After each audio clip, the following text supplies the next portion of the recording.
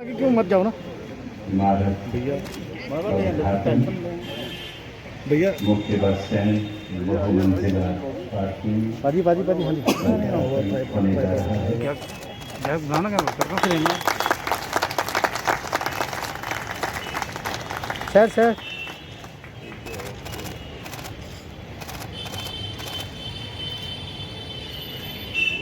Thank you खूबसूरत जितना ये आज हम पवित्र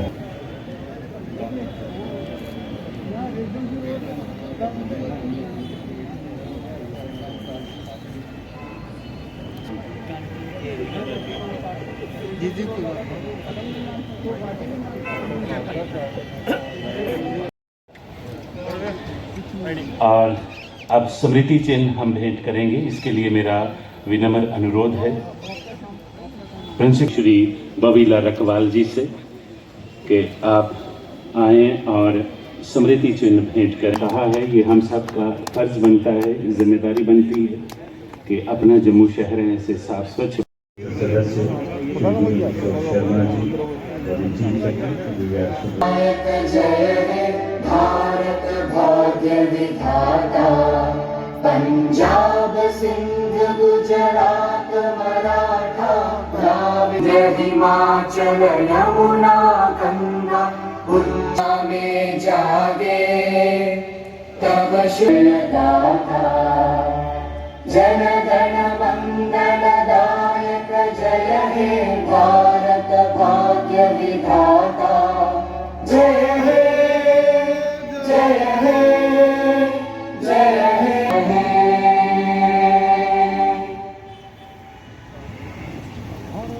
माननीय अतिथियों का स्वागत सुने जोरदार तालियों के बीच शॉल भेंट करते हुए माननीय उपराज्यपाल जम्मू कश्मीर श्री मनोज सिन्हा जी को। पुनः निवेदन है धीरज गुप्ता जी से श्री चंद्रमोहन गुप्ता जी को शॉल भेंट करें। गुप्ता जी को शॉल भेंट करते हुए पुनः गुजारिश धीरज गुप्ता जी से कि वो माननीय संसद सदस्य लोकसभा श्री धीरज गुप्ता जी माननीय संसद सदस्य श्री जुगल किशोर शर्मा जी को। और अब मेरा विनम्र निवेदन है, ये प्रसन्नता का विषय है कि 2021 में जो परियोजना यहाँ प्रारंभ की गई थी उसे धीरज गुप्ता जी ने आज पूरा कर दिया। मैं सोच रहा था और मुझे जो बताया गया कि पिछले 2-2.5 वर्षों में ही मुख्य रूप से काम हुआ है। अगर सामान्य रूप से आप जम्मू कश्मीर के बजट को देखें तो मोटा मोटी 1 लाख करोड़ रुपए का बजट है जो पिछले साल देश की संसद ने पारित किया। इस साल थोड़ा बढ़ गया है। उसके पहले 90,000 करोड़ रुपए। जब दूसरे राज्यों को हम देखते हैं और उनसे तुलना करते हैं, मैं इसलिए कहना चाहता हूं बड़े जिम्मेदार लोग हैं, वो इस बात को आसानी से,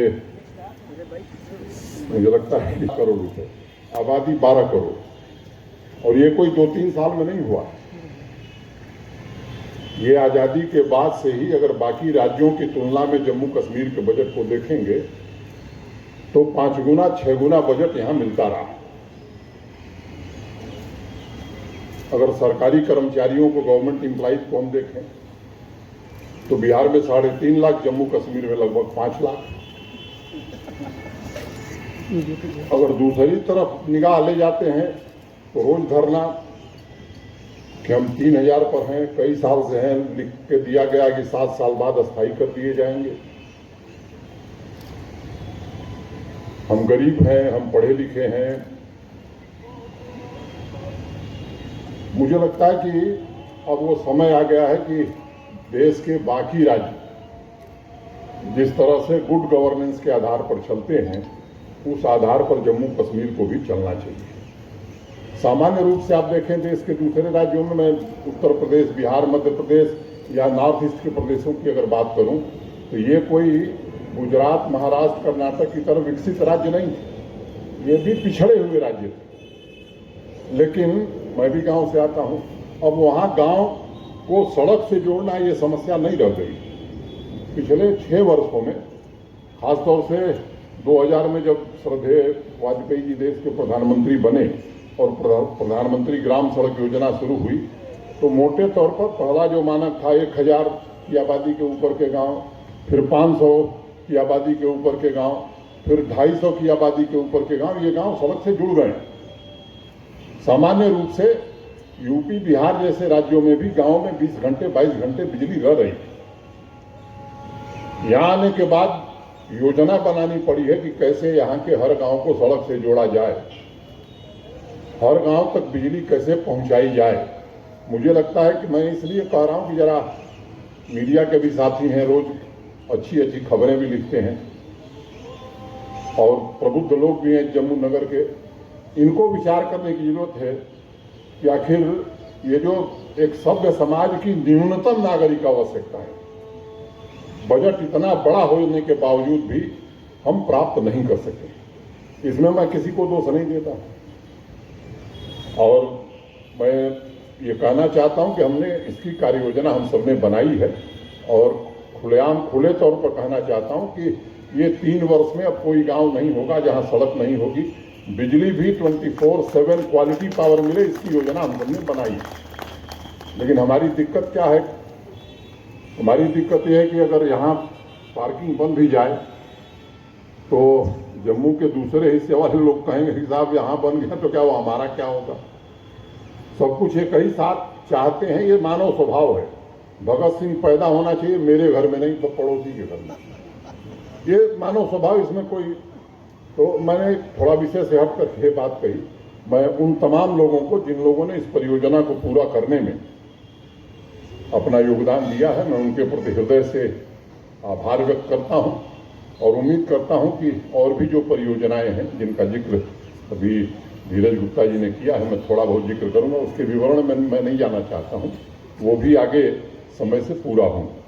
अगर मोटे तौर पर जनसंख्या को आप देखें तो 32-33% लोग शहरों में रहते हैं और जो अनुमान है कि आने वाले दिनों में 8-9 सालों में यह संख्या 41-42% होने वाली। अगर सकल घरेलू उत्पाद को देखें तो उसमें नगरीय क्षेत्रों का, माने शहरों का 63% योगदान है और एक आकलन है कि 9-10 साल बाद ये योगदान 75% होने वाला है। जब ऐसी परिस्थिति है तो फिर नगर कैसे होने चाहिए? मुझे लगता है कि ये केवल नगर विकास का विभाग या आवास का विकास का विभाग, जीडीए या म्युनिसिपल कॉरपोरेशन या मेयर, डिप्टी मेयर और कारपोरेटर, मुझे लगता है प्रधानमंत्री जी के नेतृत्व में देश भर में मनाने जा रही है। ऐसे स्थानों के संरक्षण के लिए भारत सरकार स्वयं काम कर रही है। जैसे आपको ध्यान होगा, अभी कलकत्ता जब प्रधानमंत्री जी गए थे, नेताजी सुभाष चंद्र बोस के नाम से जो स्मारक है जिस तरह से भारत सरकार ने बनाया, तो आज़ादी के 75वीं वर्षगांठ पर मुबारक मंडी और शेरगढ़ी जम्मू कश्मीर के भी ये 2 स्मारक ठीक से विकसित हों, इसकी योजना बनी। अभी मुकम्मल बन जाएगी तो समय सीमा भी हम आपको बता देंगे कि कब तक ये काम, लेकिन ये ऐसा काम नहीं कि 6 महीने 1 साल में हो जाएगा। ये लंबे समय तक चलने वाला काम है। 6 महीने में कुछ काम होगा, कुछ 1 साल में होगा, कुछ 1.5 साल में होगा, कुछ 2 साल में होगा, लेकिन यहाँ उसके भी विशेषज्ञ बहुत हैं। मुबारक मंडी के भी जानकार बहुत है, मुझे समझ में नहीं आता है, लेकिन यहाँ हर विषय के जानकार हैं। उसके लिए भी जो लोग आते हैं ऐसी आइडिया लेके आते हैं, मैं दंग रह जाता हूँ कब पढ़े थे ये। आर्कियोलॉजी के भी एक्सपर्ट हैं, हेरिटेज के भी एक्सपर्ट हैं।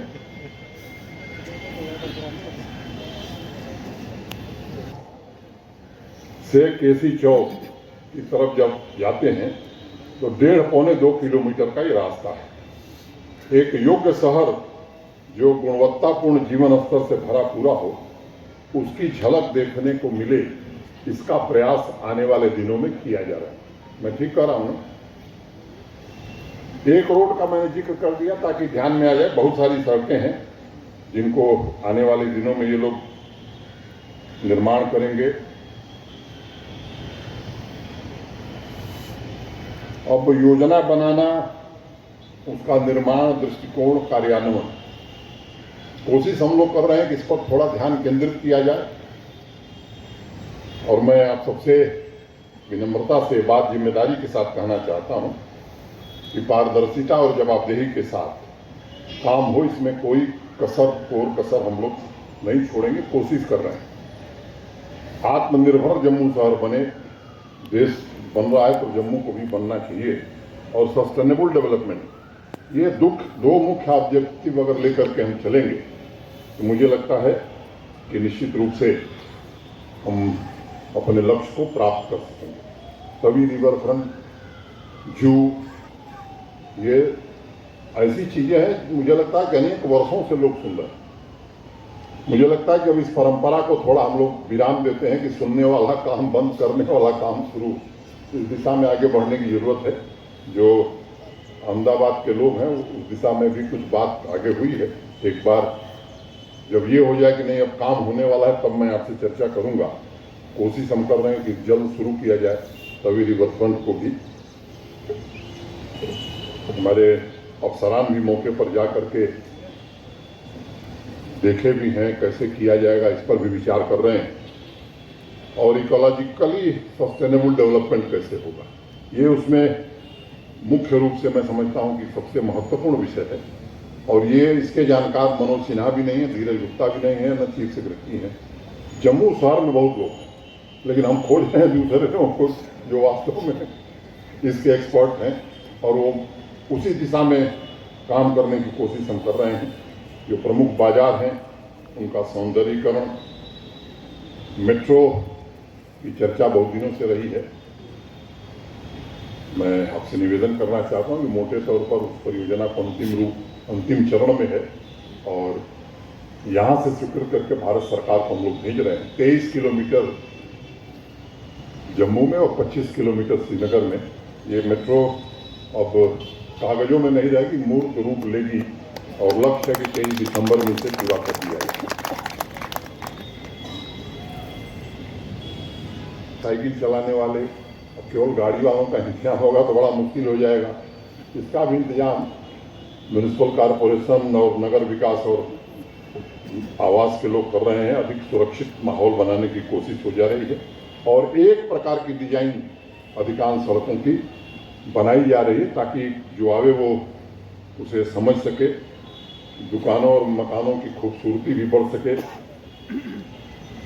आप सबको ध्यान में प्रधानमंत्री जी के नेतृत्व में भारत सरकार ने एक इंडस्ट्रियल पॉलिसी जम्मू कश्मीर के लिए घोषित की है और मैं उम्मीद करता हूं कि योजना महत्वाकांक्षी है, निवेश भी, कालक भी महत्वाकांक्षी। ऊर्जा और हरित क्षेत्र के दिशा में भी कैसे काम हो निर्माण का, शहरी नियोजन और जैव विविधता, क्वालिटी वाटर मैनेजमेंट, कचरा प्रबंधन, इन सब बातों का जिक्र अभी पहले किया गया थी। सोशल डिस्टेंसिंग का सब पालन कर रहे थे तो उसमें एक शिक्षा मिली हमें कि शहरों में खुले और हरे भरे स्थान का होना बड़ा जरूरी है। नहीं तो बड़े बड़े शहरों की हालत क्या हुई ये मुझे बताने की जरूरत नहीं है। तो स्वस्थ रहने की दृष्टि से इसका ध्यान रखना बड़ा जरूरी है। इंफ्रास्ट्रक्चर के निर्माण के साथ साथ नागरिकों की भागीदारी कैसे सुनिश्चित की जाए। तमाम राजनीतिक लोग हैं, इसलिए मुझे लगता है कि मुझे चर्चा करनी चाहिए। हर महीने किसी एक छुट्टी के दिन जेडीए और जेएमसी के सौजन्य से चयनित बाजारों में एक ऑकलैंड शहर है न्यूजीलैंड में, स्ट्रीट फेस्टिवल वहाँ होता है। क्या जम्मू के लोग ऐसा फेस्टिवल महीने में एक दिन कर सकते हैं? मुझे लगता है कि इस पर विचार करने की जरूरत है। इससे एकीकृत समाज की भावना जागृत होती है। सोशल मीडिया पर हम संदेश देकर के स्वच्छता अभियान अगर जेएमसी चला रही तो क्या हम कह सकते हैं साहब हम भी जुड़े, आइए आप भी जुड़िए। इस तरह के काम अगर हम करते हैं, किसी महीने में एक दिन जो अच्छे पेंटर हैं शहर में फुटपाथ पर बैठ करके क्या पेंटिंग का काम हम अच्छे ढंग से कर सकते हैं। बजाय ज्ञान देने के कि हमारी विरासत बड़ी समृद्ध है, प्रशासन और सरकार को ये करना चाहिए, आइडियाज देने के बजाय थोड़ा अगर हम करेंगे तो मुझे लगता है कि जैसा जम्मू हम सब देखना चाहते हैं उसे हम देख सकें। रहने वाले नागरिक उस शहर को अपना मानते हैं और इंदौर म्यूनिसिपल कॉरपोरेशन से कम काम इंदौर में रहने वाले लोग नहीं करते हैं। जब वो अभियान शुरू हुआ था मुझे लगता है कि उस दिशा में हमें सोचने की जरूरत है। ये 213 करोड़ की लागत से बना है, कमर्शियल कॉम्प्लेक्स अभी शुरू नहीं हुआ है। जल्द ही इसे भी शुरू किया जाएगा और rain water harvesting, sewer treatment plant, इन सब बातों का भी ध्यान रखा गया है। जो लोग देश विदेश यहाँ घूमने वाले बहुत लोग हैं, हम लोगों को कम अवसर मिलता है। आपने गौर किया होगा कि हर शहर का एक स्लोगन होता है, कोई न कोई नारा। जैसे हमारे यहाँ कानपुर शहर, वहाँ मुख्य बाजार में दुकान भी चलती है, तो दुकान पर एक नारा लिखा रहता है। एक वहाँ लड्डू वाला है, उसका नाम है ठग्गू के लड्डू, और नारा लिखा है कि ऐसा कोई सगा नहीं जिसको हमने ठगा नहीं। ऐसे ही अनेक शहरों के नारे हैं। जैसे जम्मू सिटी ऑफ टेम्पल्स, जैसे न्यूयॉर्क में लिखा है द सिटी दैट नेवर स्लीप्स। ऐसे ही अनेक शहरों में ये हमारी पहचान कैसे मिल सकती है, इसे हम कैसे जीवंत रख सकते हैं। और मुझसे अगर कोई पूछे कि जम्मू शहर के लिए क्या नारा होगा, तो मेरे हिसाब से द सिटी ऑफ ब्लिस, ये मैं नारा इसके लिए दूंगा। या मैं कहूँगा कि the eternal spiritual city on the earth. Kashi की तरह जम्मू भी मैं समझता हूँ भावना से जुड़ा हुआ शहर है। यह मेरी अपनी भावना है। मैं आप सभी का, जेडीए के लोगों का, नगर के प्रबुद्ध लोगों का हृदय से आभार व्यक्त करता हूँ। और अंत में दो पंक्तियों के साथ कि छूकर निकलती है जो हवाएं तेरे चेहरे को, छूकर निकलती हैं जो हवाएं तेरे चेहरे को, सारे शहर का मौसम गुलाबी हो जाता है। मैं उम्मीद करता हूँ कि आने वाले समय में बसंत ऋतु आई है, मौसम गुलाबी हो रहा है, तो हम भी गुलाबी हों, इस नगर को भी गुलाबी बनाने में अपना योगदान करें।